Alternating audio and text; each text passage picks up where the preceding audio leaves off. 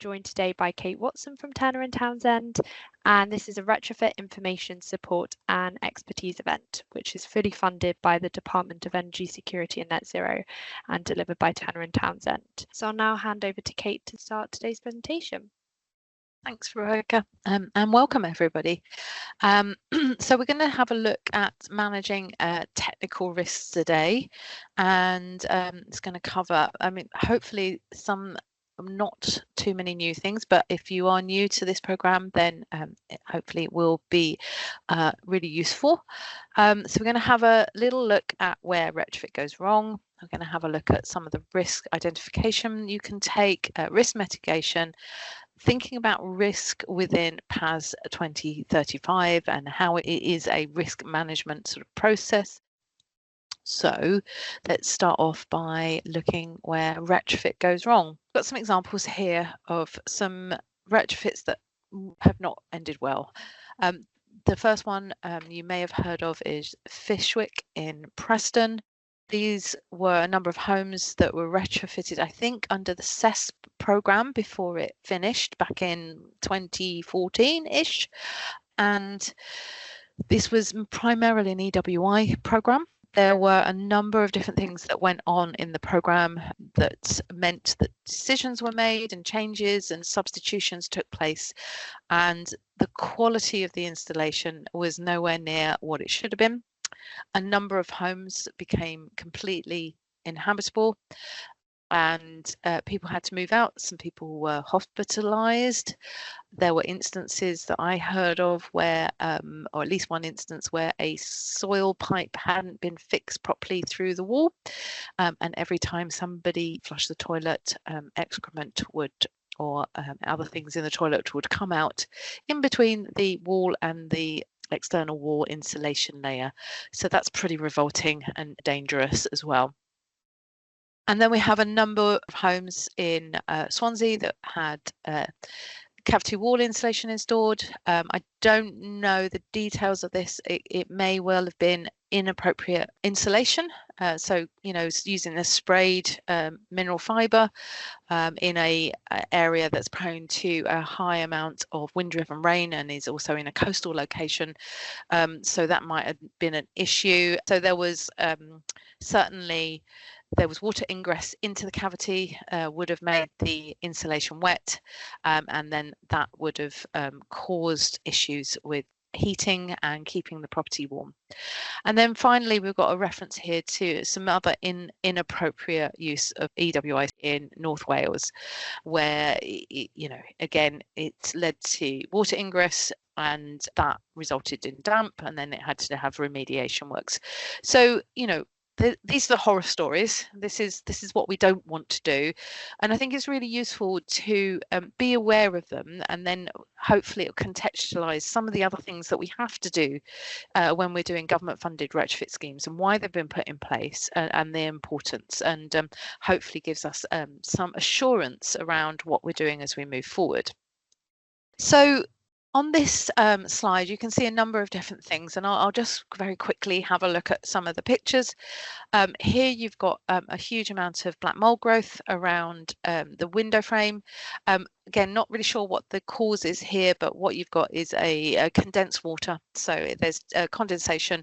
It's finding the coldest spot. So it could be that there is insulation elsewhere and they haven't done the reveals. It could be that there's actually poor sealant around the window and it's just causing this kind of air infiltration, which is very cold, and that's what's attracting the water to condense in that location. So condensed water will result in black mold. Give it enough time, it will result in black mold. We've got something similar here on the roof. So again, this is a condensation issue. There's not enough ventilation. I don't know what's going on in the roof, but probably insufficient insulation. It's the coldest part of the house. It could be a flat roof, who knows. Here we've got, I believe this is a timber frame construction property that was insulated incorrectly. And as you can see, that timber has started to rot. It's got wet rot. Here we've got some damp, looks like potentially rising damp, possibly penetrating damp around an electrical socket. So yay, fantastic. And on this one here, you can see how you've got water rising damp here, and how this whole layer of plaster is beginning to crumble and will fall away in time.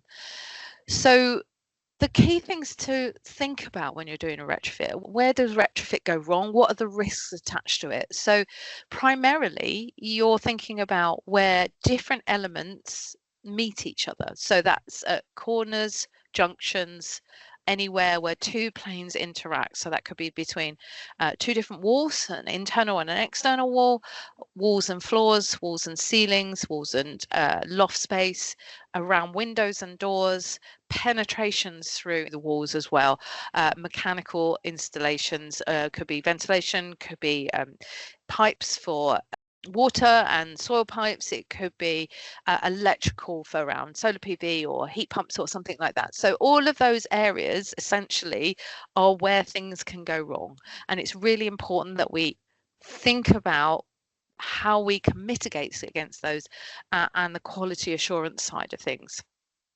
So what can go wrong? We've got water penetration, thermal bridging. So that's where you have a thinner layer of insulation in one area. So it could be no insulation, or it could be a thinner layer. So you're getting a differential in the thermal capacity of the building. And again, that can change how moisture in the building reacts, and you can get that kind of condensation leading to mold growth. Thermal bypass is where you may have insulation, but for whatever reason, the cold air can get behind the insulation and essentially bypass it. So what happens is that insulation really isn't doing anything when it comes down to it. And then we've got sort of joist ends as a particular area. This is really important when we come to thinking about internal wall insulation and underfloor insulation. How are the joist ends meet into the building fabric? How do we insulate around them? How do we protect them from cold air and moisture building up and causing rot over time? As I've talked about the fabric and the services, so what we need to think about here is making sure everything is airtight. So how do you seal around doors, windows, or pipes? And then also, you know, because we're making things more thermally efficient, what we're doing is we're cutting down on the background air infiltration into that building, and essentially we want to make sure that we are introducing ventilation. So quite a lot of people kind of go, oh, you don't want to be in a hermetically sealed house. You're right, you don't, and probably we don't need to worry about that in this country because our houses aren't built well enough mostly to get to that point. However, it is really important that as we make things more airtight, we cut down on that background ventilation, you know, close off, you know, get rid of drafty windows, put in new ones, that we think about controlled ventilation. So we need to change the air in a house to keep it healthy. So we'll need to think about ventilation. We also need to think about how we hand projects over from the contractor back to the housing provider and to the resident, and that they're getting the right information in order to be able to use the products that have been installed in their house and not make things go wrong. And we need to understand how it's going to interact with our longer term maintenance programs, either as a householder or as a housing provider. So we talked a little bit about moisture risks. So, you know, there's water penetration. So a lot of water penetration will come from fabric issues. So it could be a leak in the roof, a tile that's got dislodged or removed. It could be a rainwater gutter that is overflowing, it's got filled up and it's running down the wall. It could be a crack in the wall. You could have something breaching your damp-proof course. So they're the main culprits normally around water penetration into the building. We talked a little bit about condensation. Condensation is excess moisture in the air that then condenses on a colder surface. And then we have the deterioration of the building fabric. So with a damp, you can, you know, have the rising damp, the wall gets sodden, you know, you might have to remove your plaster layer. And actually, you know, if a wall has been allowed to sit and get very wet over a course of time, you might have to wait quite some time for it to dry out. And you really need it to dry out because you don't want to be putting retrofit on insulation onto something that's not dry. And certainly you're not going to get the performance that you want if you're basically heating a wet wall. So all the heat will go into trying to dry that wall out. If you haven't resolved the reason why it's wet, then it's just going to be an ongoing process and going to be very expensive. Talked a little bit about mold. Black mold tends to really only grow on condensed water. Pretty obvious that, if you've got black mold, that you've got a ventilation issue and or a thermal issue with how the building is performing in a particular area. So they're good signs to help you look for a solution. Obviously, we've got our Abbs law now, and we all know that a black mold is really not good for our health. So it's really important that we address this. And then we've talked a little about rot and corrosion, so I won't go into that in too much detail, but depending on what you're needing to retrofit, you'll really need to consider this. So one of the other things that is really important sometimes when you're doing cavity wall insulation is having a boroscope survey to have a look at the wall ties to see whether they're corroded and whether there will need to be any rectification issues as well. Retrofit can impact adjoining properties, and if you don't consider kind of orientation and the building construction and various other things, you can have other kind of issues attached to it. So cold external walls, perhaps from doing internal wall insulation, if they're north facing in an area prone for frost, they could end up leading to damage to those walls over time. So we've got a very lovely flow diagram here, which hopefully will give some advice on how you might kind of think about where retrofit goes wrong if the others aren't suitable. But you can have a look at your triage matrix, thinking about how do we identify high risk areas. So you might think about things like the type of building, the type of intervention you're doing, the number of interventions you're doing, lower risk, things like perhaps loft insulation are much lower risk, windows and doors. So how you manage that and manage the in-house expertise as opposed to external expertise and sharing that information.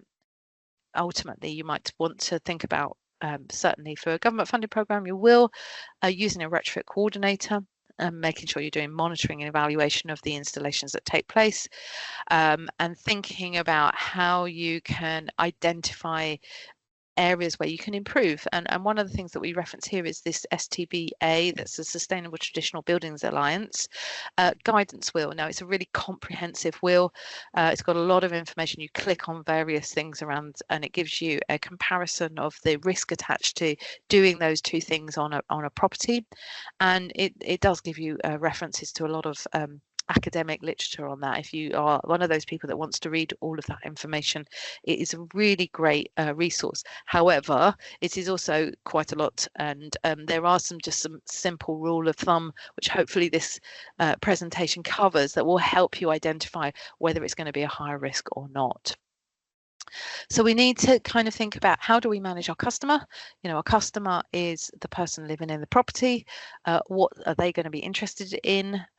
Ultimately, if they're paying, they're certainly going to be interested in the performance, no deterioration. They won't want their existing home disrupted, essentially. They might deal with the disruption. They don't want damage to their existing home. They'll want to know, how do they manage the property afterwards? Is there any care duties or anything they need to do to make sure a warranty is kept in place? Certainly, if you're managing a portfolio, that's also the sort of thing that you'll want to know. We need to think about specifying the right measure for the right outcome, or perhaps specifying the right measure in sequence so we're addressing it in the best way possible. And then integrating measures together. So sort of focusing on what are we doing here? What are the risk points? What sort of order should we be doing this in? How do we manage that quality assurance when we've got different kind of elements going on at the same time? So we mentioned this Fishwick case study a bit earlier, and we'll go over here a little bit more. So it was in CESP. I was only 1 year out. It was 2013. It cost £5 million. And you can see this is really poor workmanship. So this was considered best practice a few years ago, putting a capping rail on the top of some external wall insulation underneath an existing rainwater goods, and hoping that a piece of mastic between the wall and this capping rail would keep that wall dry. Any damage in that rainwater gutter is obviously going to go straight into that wall and potentially get stuck behind the insulation layer. You can also see here that it's cut out a little bit, and you've got a rainwater pipe coming down here. And again, any dripping from that going to go straight into that insulation or between the wall and the insulation. So really poor detailing. Here's another one. This is two houses where they butt up against each other, the front facade, and they're not even aligned. So that's not great at all. And again, you've got black mold growth. You've got black mold growth here. You've got some sort of excess moisture coming in as well. And here you've got, this looks like a classic area where there's water penetration coming through from above.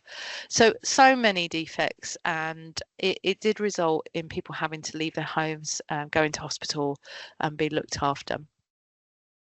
The good news is the faults are being addressed, which is fantastic, but the current estimation is it's £6 million to readdress these. So that's £11 million already on these properties to try and improve the energy efficiency. So it's cost more than it originally did. So when we talk around assurance, PAS 2035, sometimes it's, very much around the build construction, making sure that's good, trying to eliminate all the things we've looked at originally around kind of thermal bridging and bypass and that sort of thing. But the other side of looking at it is this is taxpayers' money. We're all contributing towards it. So we want some good quality assurance that the money that we're spending to try and do this work is actually going to be well spent, and you're going to get the outcome that you want. So the PAS sits there as a guidance to help us do both of those things. I'm pretty sure we'll come on to the PAS at some stage. So we'll have a look at some different risk identifications, some different programs. So Retrofit for the Future was a program that ran quite a long time ago now. I can't remember how many years ago, but I think it was running around about 2009 to 2011. So we're looking at eco program failures. The Retrofit for the Future program, it was run by Innovate UK. It was UK wide, and it was looking at how you could retrofit properties, a deep retrofit, to get a really good performance outcome. And they did retrofit 115 houses in different locations around the country, various different architectural organisations involved. They did the monitoring of it for 2 years afterwards to identify, how things were performing, any things that went wrong. And I think last year or the year before, a 10-year revisit was undertaken, and they had a look at 10 houses to see how they were performing. I don't have the reference to it here, but it'll be really interesting to read that revisit document, because it's pretty short and succinct, and you can get to have a bit of good understanding fairly quickly rather than going through the whole program.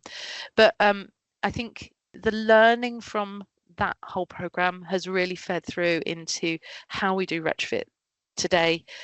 So it's a really interesting study. Okay, let's move on. Eco program failures. Now, eco, as you know, energy company obligation. There have been a number of failures, probably still will be a number of failures going through, even though we're having to use the PAS 2035 process.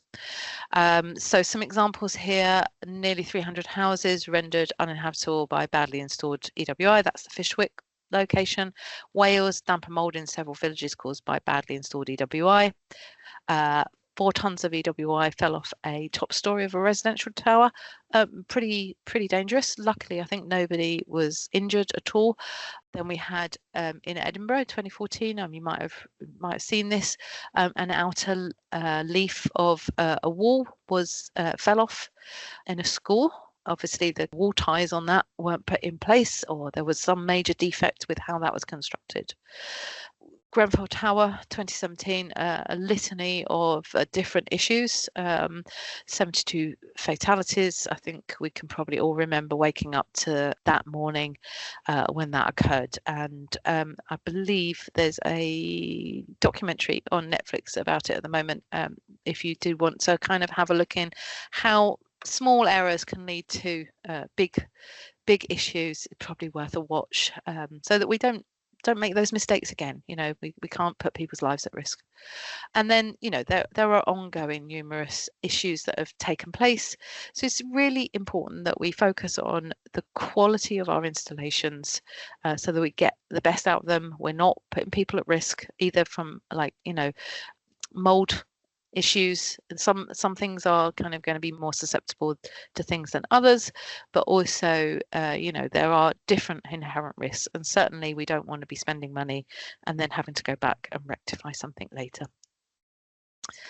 Okay, so this was the GLA Renew programme. So there was government support for the programme in London, and they developed this risk matrix. So it was helping kind of identify how, when you look at doing different elements, what the risk was attached to different things. So I think you've got here, I don't have the references, but I think probably the ones in red are the high risk. So we've got MVHR system done with a communal district heating system. I don't know. It's a bit hard to talk about this one when I haven't got the numbers, but I think essentially, if you've sat on our PAS presentation before, you'll have seen something similar where it identifies things that can't really be done against each other, and then things where if you do them in isolation, they're not going to have an impact, but where you might start getting those junctions that we talked about, that's where you start increasing your risk attached to them. And then we've got a project that was run by the Centre for Refurbishment Excellence, so CORE, in Stoke-on-Trent. It was funded by the EU, and they really looked at the retrofit process and started to develop this sort of process matrix to try and think about how you can manage that in a tighter way. And out of this, the idea of a retrofit coordinator was conceived, who would take a responsibility of the end-to-end retrofit process. So all of these are kind of pretty much led into where we are now with the PAS 2035. This is the SDBA will that I mentioned. So you can go onto their website, you can click on one of these. So I think we've got, I don't know what that top one is. You've got a heritage line here. You've got an energy line here. I think this is a technical concern. So you can click on wall and it will give you all these arrows, and you can then click on one of those arrows and a box will pop up and it will give you some information around what the risks are associated with that. And as I said, it will refer to any academic papers or useful papers that you can go and read to find out more and where that information has come from. Really comprehensive, really helpful, but if you don't have a great knowledge, it could be a bit overwhelming. Certainly if you've got quite a bit of knowledge, it's a really useful site to go to. And then out of all of this, the UK Centre for Moisture in Buildings was created. So that's based at UCL, and they've done an awful lot of work into managing moisture in buildings as a result. It's where we're getting a lot of information from these days. There's some really useful little videos that they've got. It's worth having a look on their website. There's one that sort of explains condensation or kind of why retrofit is useful, and it's really easy to understand. So yeah, they're looking at how they can assess sort of what work we do and how we can monitor it to really produce good outputs. Okay, so let's have a look at some risk mitigation. So we start at risk assessment. We need to think about who is our assessor. Have they got the right experience? Are they new? What's their background? You know, there are assessors that come in, it's a 5-day course. If you haven't got a background in building or construction, what do you know about the different construction types in this country? There's so many different construction types. Are they going to be giving you the information that you need? And of course, then there are some like absolutely excellent retrofit assessors who have really detailed knowledge and specialize in certain understanding of different measures or different building types. So it's really important that you think about that. I've got some of the assessment risks here. So you can get inaccurate assessments come out. The assessment for my house is a case in point where it talks about having partially double glazed windows. I have an Edwardian flat and it's got 2/3 of the wall space at the front and the back of the building were, when I moved in, single glazed box ash windows. And then I had 2 metre by metre double glazed windows in an annex out the back. So to say that it was partially glazed was actually correct, double glazed, but it wasn't kind of a good assessment of the kind of impact that those 2 little double glazed windows had compared to all those single glazed windows.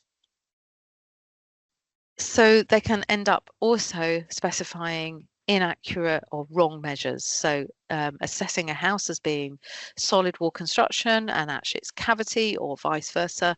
Certainly there are some houses built, you know, mostly between 1920 and 1950, where they have a mixture of different construction types. So they might have some cavity walls, they might have some solid walls, they might be using brick, they might be using stone. So, you know, it's hard to sometimes understand this without having that knowledge of the whole sector as a whole. We can sometimes get really optimistic fuel savings. EPCs that we have to use, they rely on a reduced version of SAP, so that's standard assessment procedure, and they can skew the outputs that we get, which specify certain things and suggest that they're going to perform better than they were. So in an older version of SAP, I think a solid brick wall had a U value of 2.4. It's been revised down now, I think, to about 1.7. So once upon a time, you'd get an EWI saving that was much higher than it is now, because actually we've worked out that solid brick walls are more energy efficient than we thought they were. So we've got some mitigations here. So we need to triage that assessment, and this is all built into that retrofit PAS 2035 process. Need to make sure we've got training certification. So in order to be a retrofit assessor and work under PAS on the government funded programs, you have to do additional training. You have to make sure your professional qualifications are kept up each year with a minimum of 5 assessments each year. Ideally, we'll be using assessment software, moving towards sort of converting into SAP. More people are beginning to use full SAP and PHPP as well, because they just have a much more detailed ability to model the performance.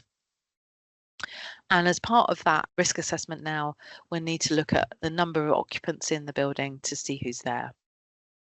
So in the design, we need to think about our strategy. So what do we mean by that? So we've got fabric first here, but I think what we really mean is we don't want to do anything that's not going to give the outcomes that we are hoping for. So there's no point changing a heating system in a house, for example, from a gas boiler to a heat pump, if you haven't addressed any of the other fabric issues first, because you are, not to say that you can't heat that home adequately, but it's likely to be more expensive than it should be. So we really want to focus on what are the cheapest things we can do easily first, what are the things that are going to have the biggest impact in reducing the heat demand, and then we'll start looking at services and changing the heating and putting renewables in. So that's the sort of approach. We also want to think about that sequencing approach. We don't want to install something that we're then going to have to take out when we've done other things in the future.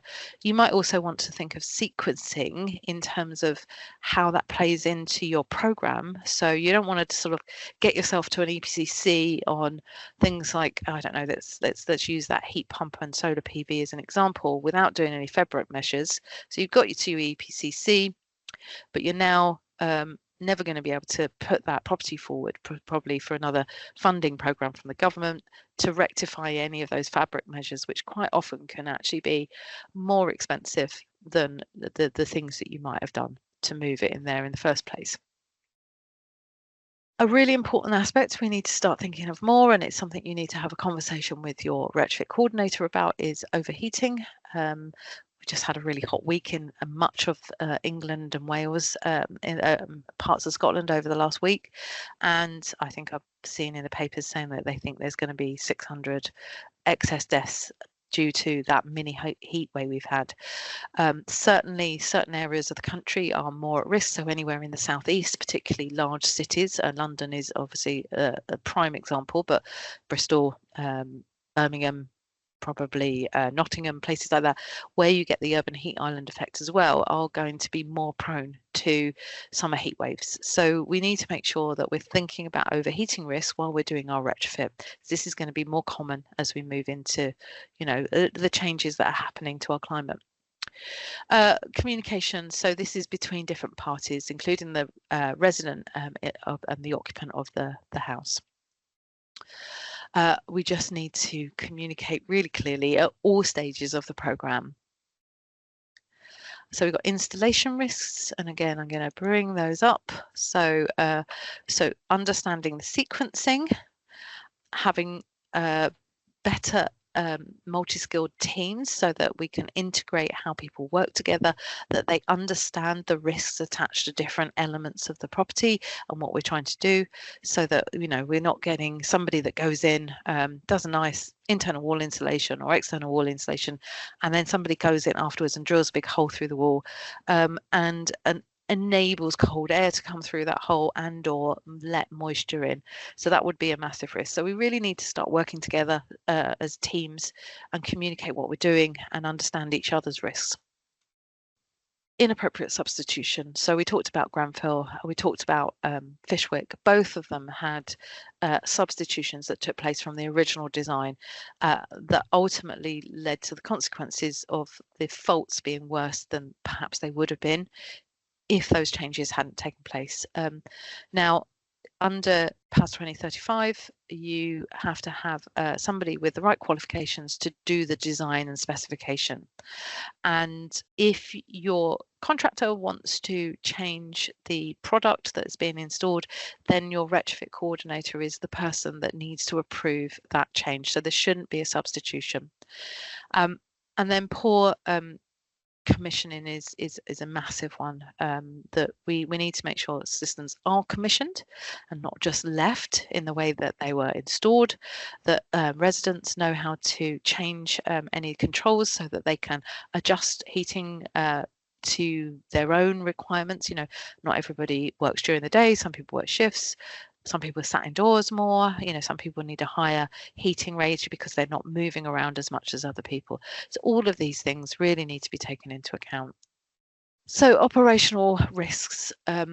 We need to think about condensation and mold. Now, sometimes even if we design everything, we don't necessarily always manage to design out some of those kind of key issues. So it might be a case of monitoring and keeping a check on things. Where we can design out the interference of residents in the process, it actually really helps. So ventilation systems that don't have an obvious on-off switch, explaining to residents why we've got ventilation systems and why they're there, so that hopefully they understand the why it's been put in and they use it and they don't turn it off. You know, control systems comes aligned with that commissioning process. You know, they're used correctly, people know how to change them if they're needed, all of that sort of stuff. And we talked a little bit about systems being disabled or overridden and poor energy performance as an outcome. So here's our mitigations. A handover procedure, really important. Doing post retrofit testing, so monitoring the installation and afterwards to see how it's performing. Now sometimes that is so we've done monitoring. I've worked on a project where we monitored and we've had some really different results in very similar houses.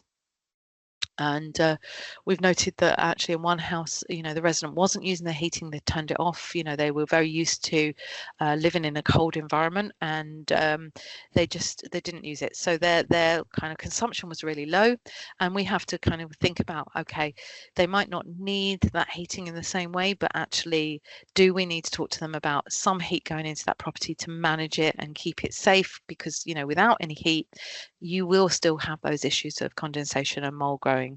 So, you know, it's the more you can monitor and manage or look at how the measures are performing, and also how that you can talk to the residents about how they're using the house. You might have to then go around and do a bit of a behaviour change exercise with certain residents to help them understand what you've installed, why you shouldn't switch this off, why you need to maintain this bit, whatever it is appropriate to that installation. Okay, so I've talked a lot about risk management in PAS 2035. There's quite a few slides which won't go into too much detail, but I think this is a really useful one, the 4Cs, and this is part of the retrofit coordination training. So you think about context, where is it?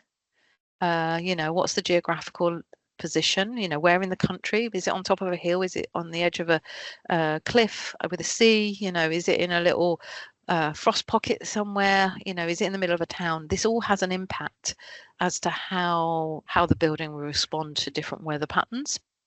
And then you've got legal implications attached to different types of retrofit approach, different housing types, and then, cultural implications attached to it. So, people live in their homes differently, depending on their cultural background, where they were brought up, where they might have been born, where their parents might have been born, just the way they, what they might have been used to. If you grew up in Australia, you might want to be walking around in shorts and t-shirts when it's -4 outside. So you might have your heating on like 29 degrees, as I've known people over the years. So, all of these things can impact how people behave in their home.